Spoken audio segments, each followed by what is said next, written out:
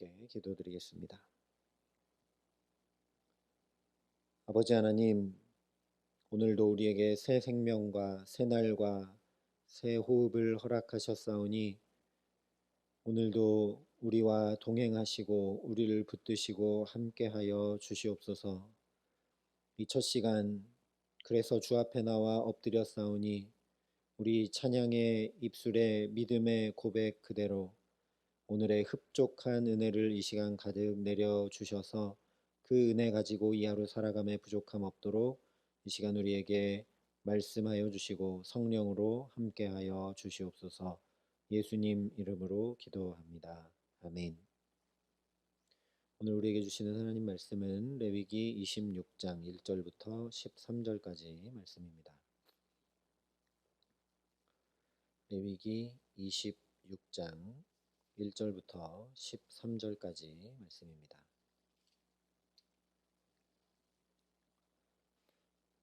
레위기 26장 1절부터 13절까지 말씀을 제가 봉독해 드리겠습니다. 하나님의 말씀입니다. 너희는 자기를 위하여 우상을 만들지 말지니 조각한 것이나 주상을 세우지 말며 너희 땅에 조각한 석상을 세우고 그에게 경배하지 말라. 나는 너희의 하나님 여호와임이니라. 너희는 내 안식일을 지키며 내 성소를 경외하라. 나는 여호와이니라.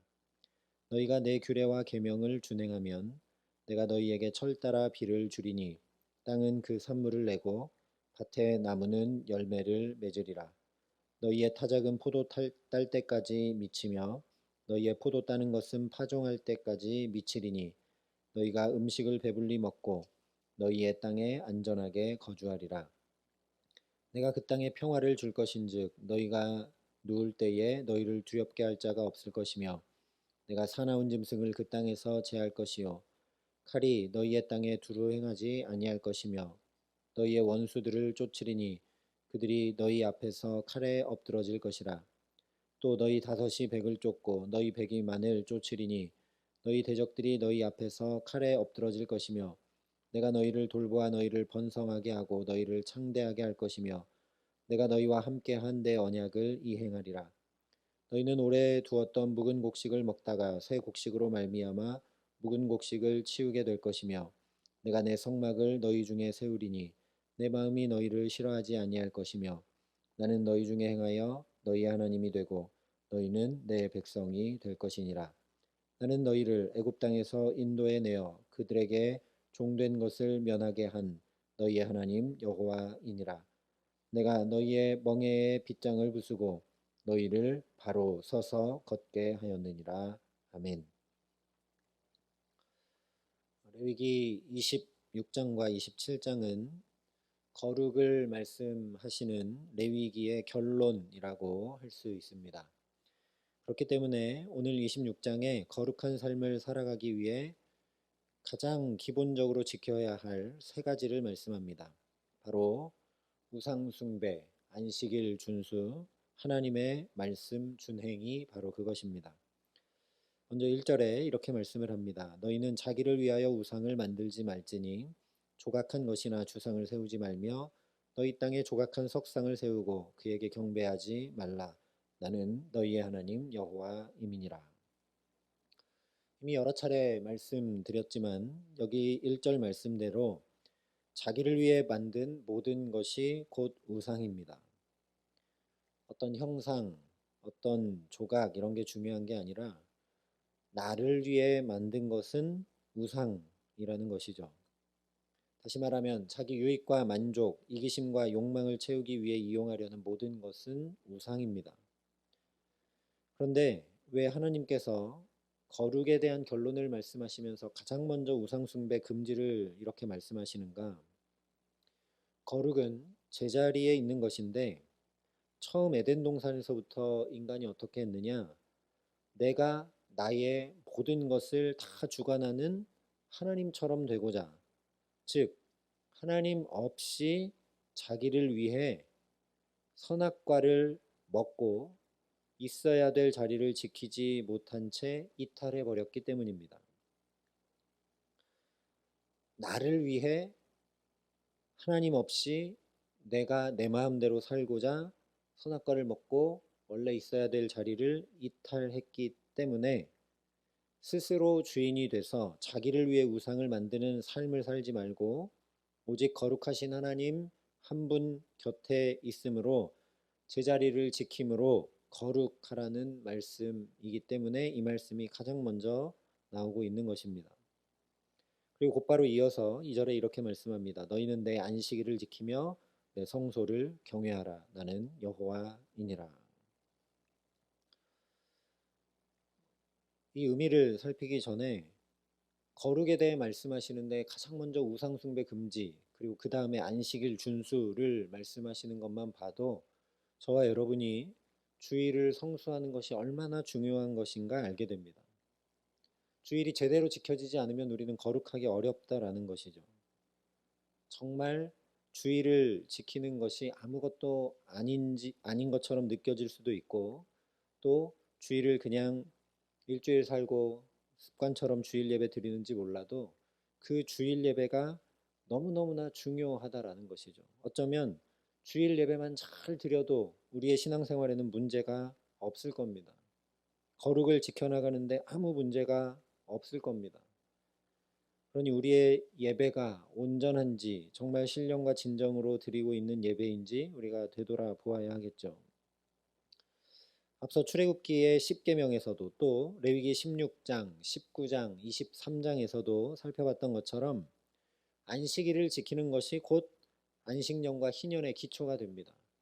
안식일을 지키는 것이 쌓이고 쌓여서 그것이 안식년이 되고, 또 그것이 쌓이고 쌓여서 희년이 됩니다. 또 무엇보다 근본적으로 하나님께서 창조를 마치고 안식하셨기 때문에 우리가 안식일을 지키는 것은 그 하나님을 따르고 닮아가는 일이죠. 거룩은 구별이기 때문에 하나님 앞에 일주일 중 하루를 그렇게 구별하는 삶을 살아가므로 실제적인 거룩을 행하는 것이기도 합니다. 그런데 더 근본적으로는 그저 멈추고 쉬는 것이 아니라 창조의 영광을 회복하는 것이 안식입니다.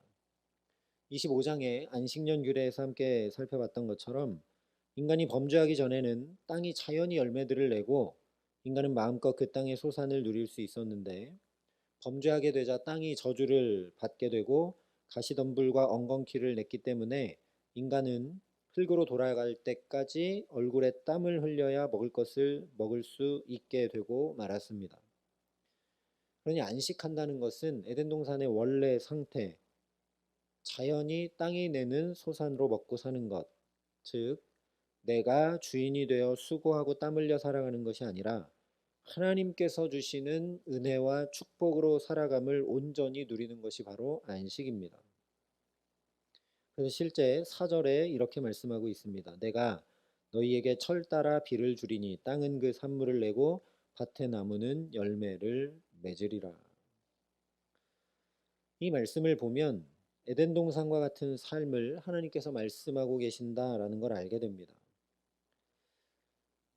에덴 동산에서 나오면서 인간은 수고하고 땀 흘려야만 먹을 수 있다고 분명히 말씀하셨었는데, 오늘 4절 말씀을 보면 내가 너희에게 철 따라 비를 주리니 라고 말씀하고 그 뒤에 이어지는 인간의 어떤 행위도 전혀 말씀하시지 않고 있습니다. 그저 땅은 그 산물을 내고 밭의 나무는 열매를 맺으리라 말씀합니다.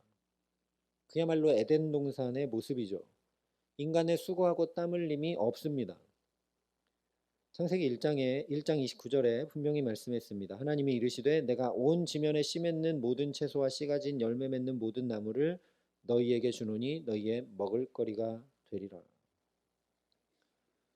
하나님께서 이런 에덴 동산과 같은 삶을 살아가도록, 그렇게 거룩한 삶을 살아갈 수 있도록 하나님께서 지금 말씀하고 계신다라는 것이죠.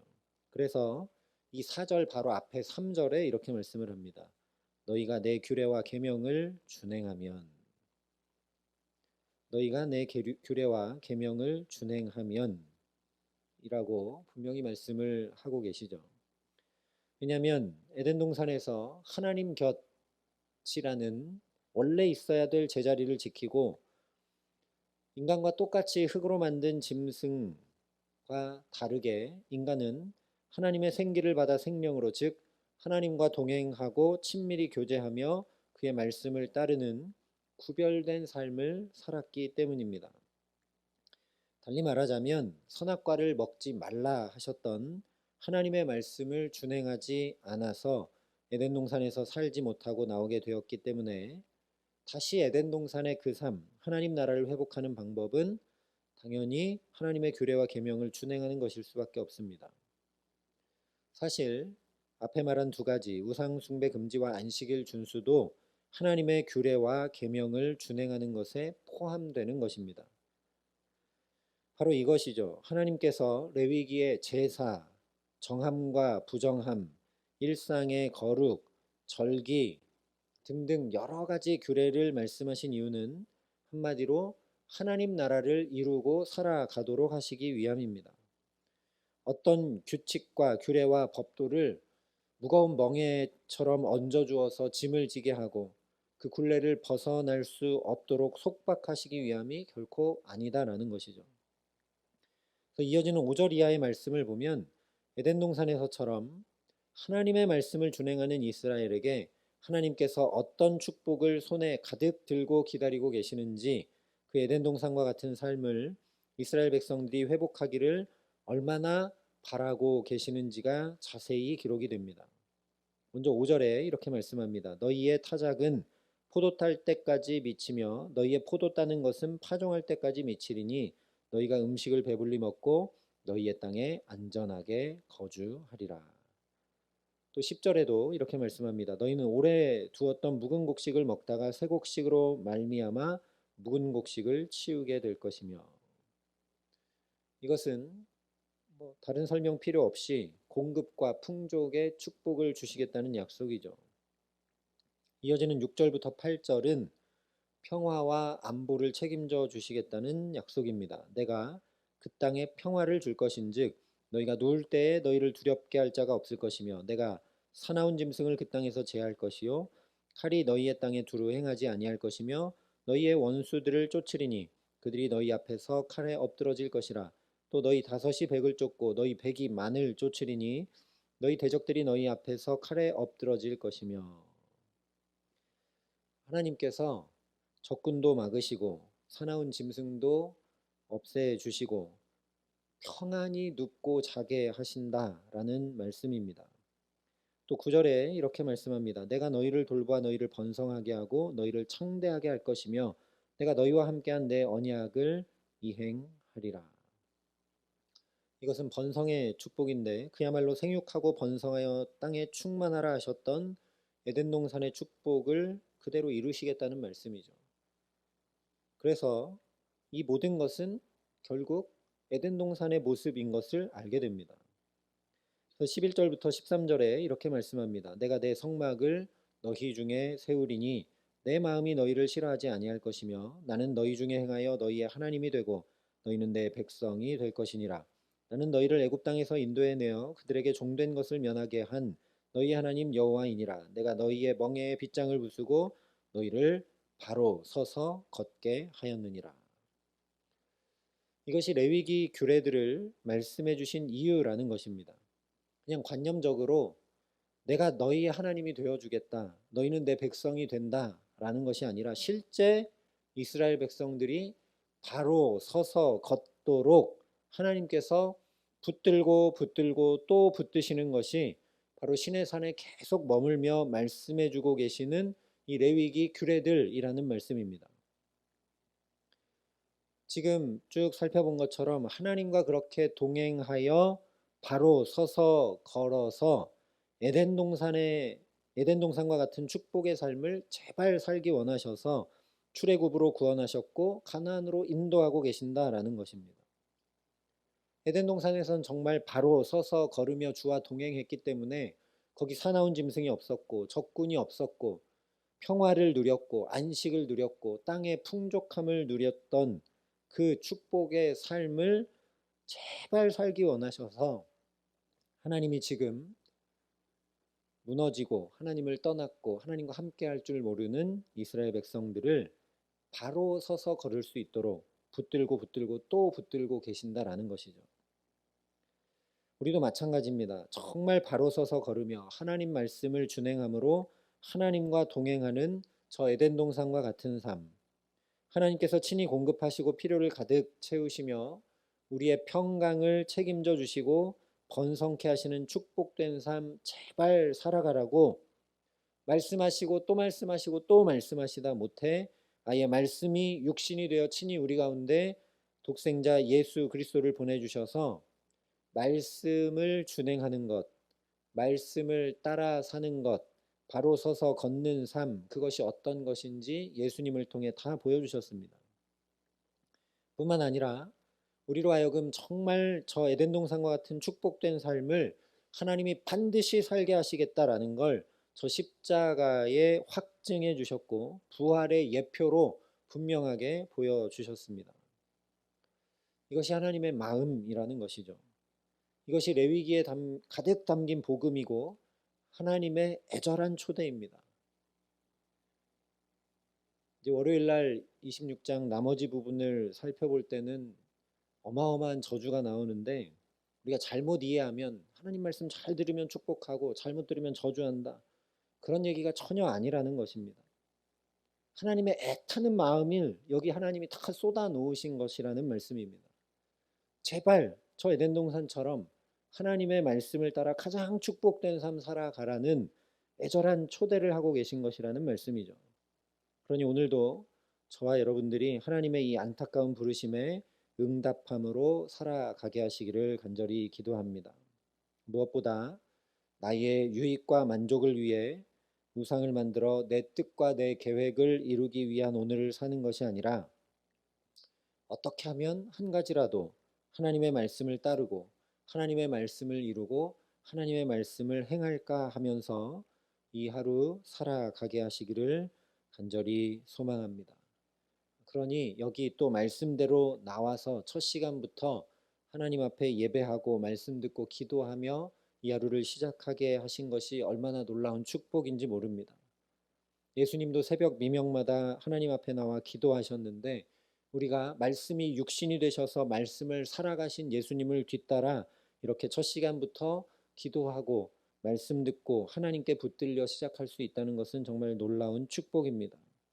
그러니 오늘 이 하루도 정말 하나님께서 우리 필요를 채우시고 원수를 쫓으시며 친히 우리를 돌보시기에 우리 가정과 자녀들과 일터와 이 주의 몸된 교회와 또 우리 모든 삶이 참 평강과 안식이 강물처럼 흐르는 하나님 나라가 이 하루를 사는 만큼 더 이루어지게 하시는 귀한 은총 주시기를 우리 구주 예수 그리스도의 이름으로 간절히 축원합니다. 함께 기도하시겠습니다. 아버지 하나님,